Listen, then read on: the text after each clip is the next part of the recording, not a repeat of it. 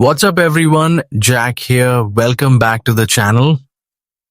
Today I'll show you how to empty trash on your Android phone and free up some valuable storage.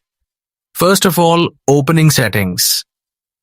This is your main hub for managing everything on your device, from display, sound, and notifications to storage, privacy, and system tools. Scroll down and look for device care or device maintenance, depending on your phone model. Tap to open it. Here, you'll see options like battery, storage, memory, and security. Tap on storage to open the page.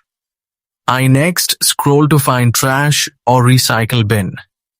This is where your deleted files, images, and videos temporarily stay before being permanently removed. Once inside the trash, you can either select individual items or tap Select All to highlight everything. After selecting, simply tap Delete All. You may see a question again. Tap Delete again to permanently remove all items and free up space. Thanks for watching. Like, subscribe, and hit the bell for more quick Android tips. I'll see you in the next video.